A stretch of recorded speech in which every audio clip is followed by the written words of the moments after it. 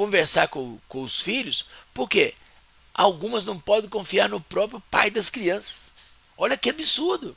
Os pais têm que orientar, né? E a mãe tem que lembrar as crianças sempre, olha, se o papai tocar em alguma parte do seu corpo, você tem que falar com a mamãe. A mamãe que é a de confiança.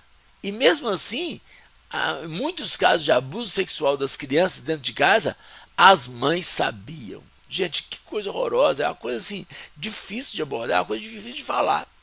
Como que pode acontecer um abuso sexual por parte do pai, ou do padrasto, do tio, da avó, mas quando acontece do pai, costuma a mãe estar conivente. A mãe aceita aquilo ali. Gente, é uma coisa assim assustadora. E talvez você pensa nisso e fala assim, é um absurdo, não pode acontecer. Mas você não sabe o conflito, o dilema que aquela mãe passa. O medo que ela tem do agressor, o medo que ela tem do agressor fazer alguma coisa com a própria criança, ou com ela, ou com a família dela. O abuso nunca vem sozinho, ele vem cercado de ameaças, ele vem já de uma pessoa que tem um histórico de violência. Por isso que é tão importante a questão do diálogo na família, para que no namoro já se identifique se o homem é violento em potencial, é um abusador em potencial, é um estuprador em potencial. É o momento de conhecer. Por isso que eu bato tanto nessa tecla. Mas muita gente não está nem aí, não quer nem saber, acha que sabe, acha que a pessoa tem estrelinha na testa. As pessoas não têm estrelinha na testa. Quando você vai conhecer os abusadores, gente, é de cair o queixo. Você olha para a pessoa e fala assim, nunca que a pessoa ia imaginar que esse sujeito é um abusador, porque costuma ser um cara educado, bem vestido, bem instruído, bem relacionado, sabe conduzir bem as palavras. Então, nós precisamos entender isso. É muita coisa envolvida nisso aí. Então não é simplesmente, é só denunciar. Não é simplesmente assim. Por isso que as vítimas se sentem culpadas. As crianças se sentem culpadas, as mães se sentem culpadas, e o próprio abusador costuma sair por aí abusando de outras pessoas, por causa da falta de denúncia. Então, aí, quando vai chegando lá para os 17, 18, 19 anos, só vai agravando a ignorância e agravando o desejo sexual, porque é uma questão biológica também. E hoje em dia, a liberação, não estou falando que é pior nem melhor, tudo depende. Quando eu era criança, adolescente, a gente não tinha acesso à informação, a gente não tinha conversa com os pais, com os adultos, com os irmãos mais velhos, ninguém falava. E para a gente saber, teria que conversar com as pessoas na rua. E cada um se vira do jeito que pode. E os da rua também não sabiam. E alguns sabiam, só que sabiam de forma errada. Olha que confusão. A desinformação é pior do que a ignorância. Porque você não saber, beleza, você já tem consciência de que não sabe. Agora, quando você pensa que sabe, aí é um problema, porque você aprendeu errado. Aprender errado é pior do que não aprender. E aí, hoje em dia, qual que é o desafio? O YouTube está aí, gente, ensinando tudo. Baseado em quê? Baseado nas loucuras humanas. Por isso que hoje em dia, quando se fala de relacionamento sexual, é uma abordagem difícil de mexer.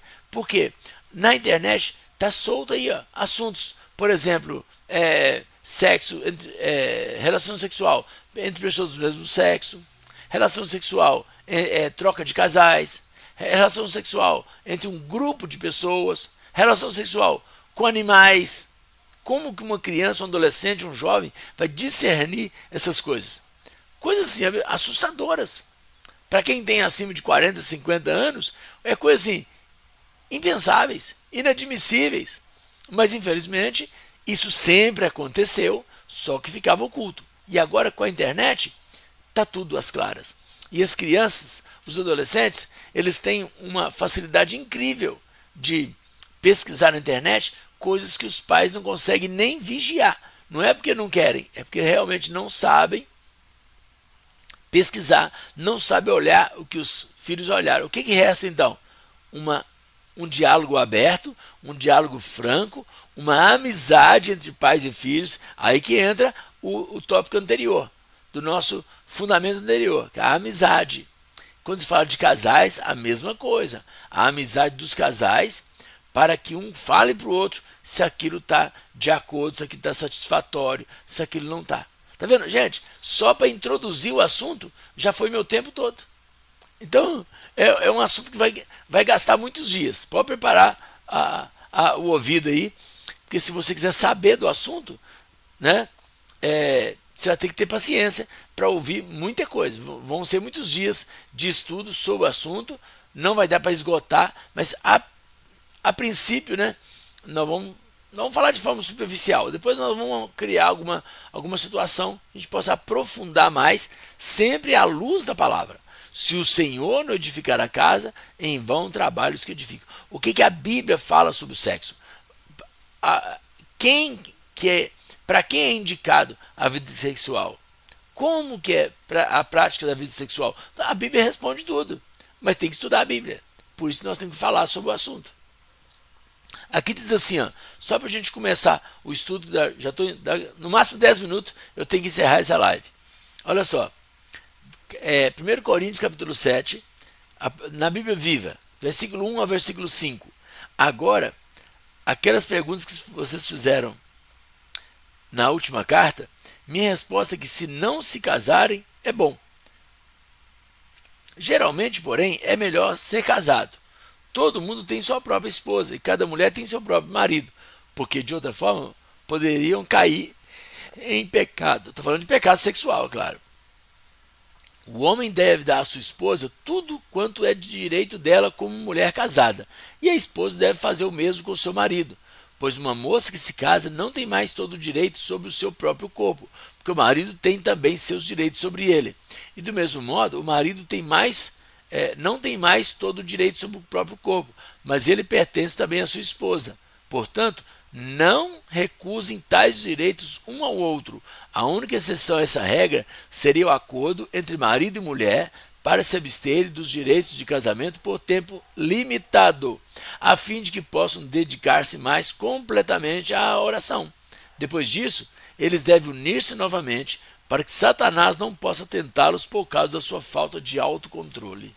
Gente, aqui começa a polêmica entre a vida sexual. Então, primeira coisa que vou pontuar, o sexo é para o casamento, gente. O casamento. Assim é mais saudável, assim é mais seguro. Né? O pessoal procura sexo seguro. Simples demais, o casamento. Pronto. Porque aí a sua preocupação é só para controle de natalidade, você não preocupa com enfermidade. Hoje em dia fala DST, né? Doença sexualmente transmissível. Eu acho que agora mudou até um outro nome agora. Quem souber o nome atual, podia até colocar no chat para nós aí, porque eu acho que não é DST mais. Acho que tem outro nome mais moderno ainda. Porque antigamente era evitar doenças venéreas, né? Quando eu era adolescente, jovem ainda, era esse nome que se falava. Aí,